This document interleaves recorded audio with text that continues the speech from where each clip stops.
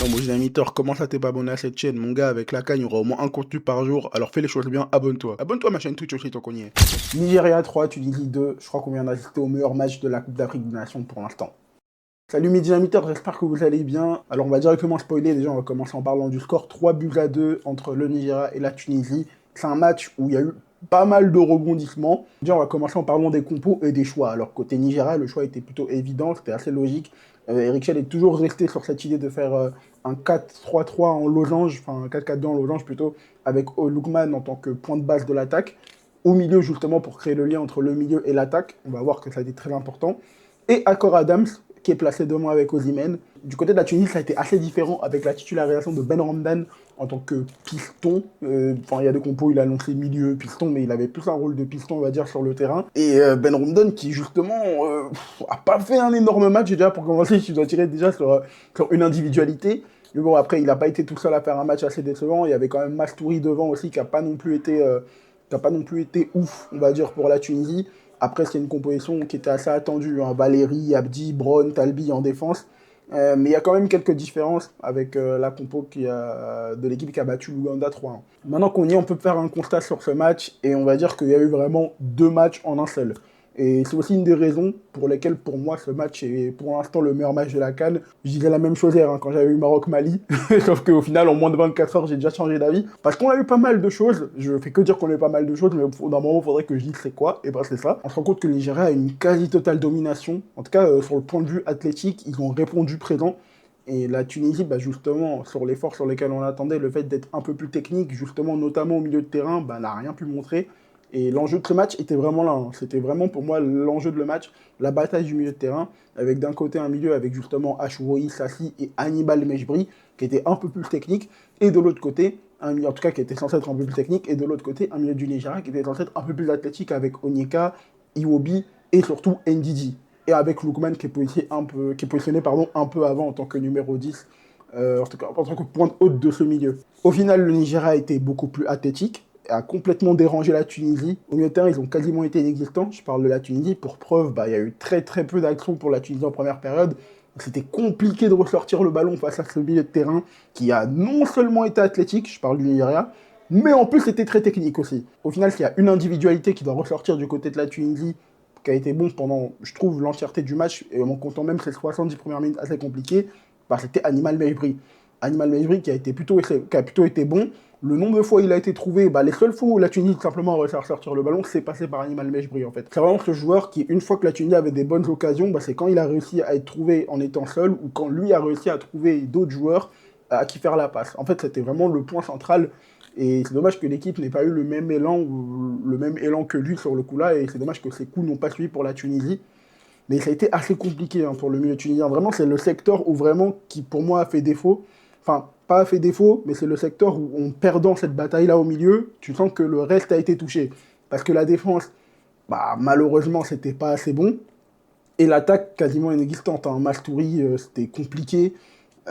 Achouri aussi au milieu, c'était aussi compliqué. Non, vraiment, si je dois ressortir une individualité, c'est vraiment Hannibal Mejbri. En fait, la force des Nigérians et la faiblesse des Tunisiens, pour le coup, ça a vraiment été le jeu sur les côtés. Je trouve que les Tunisiens n'ont pas assez exploité justement ce schéma-là en première période, là où les Nigériens, justement, ont enchaîné. Et il y a eu pas mal de centres, justement, qui ont été faits par Lookman ou par d'autres joueurs de côté, justement pour trouver Osimhen de la tête. Et je trouve que les Nigérians n'ont pas trop été inquiétés en essayant de jouer vers les centres, ou en tout cas en essayant de jouer tout simplement par le côté. Et justement, le premier but nigérian va venir de là. Ça vient du latéral, justement, nigérian, qui fait une passe, toujours sur le côté, hein, tout passe par les côtés, qui fait une passe pour Lookman, toujours sur le côté, du coup, le ballon passe devant Ben Randan, il a le temps de regarder le ballon, il ne l'attaque pas, et même une fois que Lookman reçoit le ballon pour adresser un centre à Osimhen, ça prend vraiment du temps avant qu'un Tunisien sorte sur lui. Il a vraiment tout le temps d'appliquer son centre, et ensuite Osimhen qui fait un travail monstre sur le but, mais même avant ça, sur le but, il met une tête, il arrive à se placer entre les défenseurs,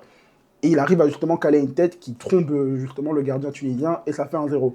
Mais si je dois revenir sur le match d'Osimhen entre ça, avant même d'arriver au but, Il a souvent montré qu'il était présent de la tête. D'ailleurs, le Nigeria avait ouvert le score avant ce but-là, mais le but n'a pas été validé. Il a été assez présent, que ce soit même par ses déviations, par son pressing, et tu sens que sur sa célébration du premier but, où malheureusement il reçoit un carton, tu sens qu'il est animé par quelque chose, et vraiment, ce joueur a une dalle, et tu sens que vraiment pour lui, cette CAN, il a l'objectif d'aller vraiment la chercher. Et justement, le Nigeria avait souvent ce problème-là, que moi, personnellement, j'énonçais avant le début de la CAN, c'est qu'on sentait qu'il y avait Nigeria avec et sans Osimhen. Et là, depuis le début de la compétition, j'ai tendance à croire que là, il y a pas mal d'autres joueurs qui se révèlent autour de lui. Et bien sûr, je parle ici de Lookman qui a été passeur, mais qui plus tard a été buteur dans la rencontre. Lookman qui, pour l'instant, est vraiment le monsieur plus de cette élection nigériane depuis le début de la CAN. Et en vrai, en réalité, quand on voit ce qui s'est passé du côté du Nigeria pendant ces dernières années, bah en fait, Lookman, il est juste sur la continuité de sa dernière CAN. En fait, tu retires le moment où le Nigeria ne s'est pas qualifié en Coupe du Monde, et les quelques matchs qu'il y a eu, bah, en fait, l'année 2025, quoi, en gros, tu retires cette année-là et tu retournes au moment où, bah, justement, le Nigeria sortait d'une finale de CAN. Bah, en fait, tu te rends compte que le Nigeria est complètement sur la continuité. Sauf que certes, ils ont perdu Trostekong, qui n'est plus, qui a été élu meilleur joueur de la CAN, il me semble, lors de la dernière CAN en Côte d'Ivoire. Mais il y a Lookman qui était déjà là et qui, pour le coup, est sur la continuité. Et même cette équipe nigériane est sur la continuité de ce qu'elle avait montré en Côte d'Ivoire. Si on prend que de la CAN à la CAN et qu'on enlève les moments entre, notamment la non-qualification en Coupe du Monde, je répète, face aux Congolais, il faut le rappeler, bah, le Nigeria, en fait, est sur la continuité. Et là, justement, avant ce match contre la Tunisie, c'est une question que beaucoup se posaient. Est-ce que le Nigeria va pouvoir... bah là, ils vont être opposés à un concurrent possiblement pour la victoire finale. Qu'est-ce que ça va donner? Domination pendant 70 minutes, bataille du milieu de terrain remportée, plus athlétique que ses adversaires, plus technique aussi que ses adversaires en première mi-temps. Et en tout cas, ils avaient beaucoup plus la dalle. Et la Tunisie, franchement, quand on regarde le premier match face à l'Ouganda qui ont gagné 3-1, ils étaient méconnaissables. Enfin, ils n'étaient pas reconnaissables.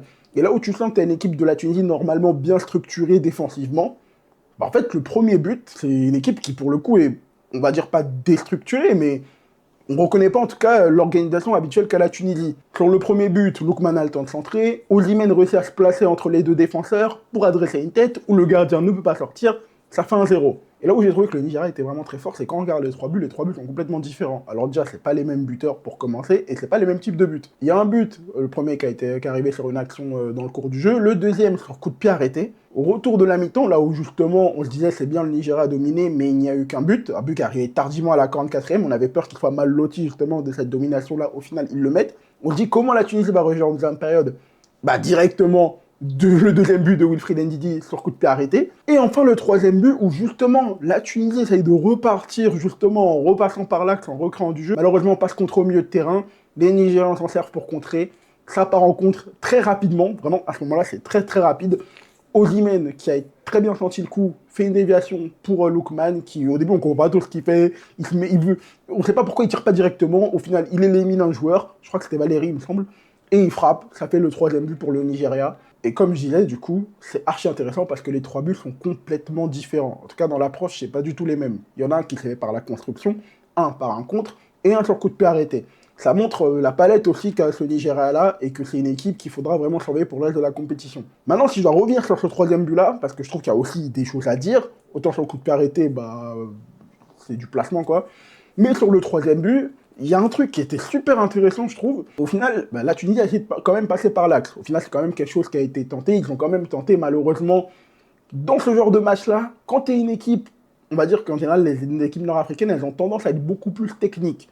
Enfin, quand tu regardes en tout cas le schéma foot africain, les équipes du Nord sont censées être techniques, là où les équipes subsahariennes, Afrique noire, en fait, sont censées être beaucoup plus physiques et athlétiques. Et ce qui n'était pas le cas du Nigeria, parce qu'en plus d'être athlétiques, ils avaient aussi la qualité technique. Et quand tu es la Tunisie et que tu es une équipe nord-africaine dans ce genre de composition-là, dans ce genre de schéma-là, la moindre erreur technique, tu la payes cash. Et là, pour le coup, ils l'ont payé cash avec ce contre, qui est directement reparti. On a vu, pas besoin de revenir sur le but, j'en ai déjà parlé. Et c'est là aussi, je trouve que cette équipe du Nigeria était vraiment complète. Donc c'est vraiment un point que je voulais quand même ressouligner. Maintenant, si je dois parler plus de la Tunisie, bah maintenant, on a vu, domination totale du Nigeria pendant 70 minutes, ok, c'est bien, mais ensuite, il y a eu une fin de match. Et déjà, mon petit point que je veux noter, c'est que déjà, je parlais de la compo, mais j'avais pas compris ce qu'avait voulu faire le sélectionneur de la Tunisie sur cette compo-là, en la changeant par rapport au match de l'Ouganda.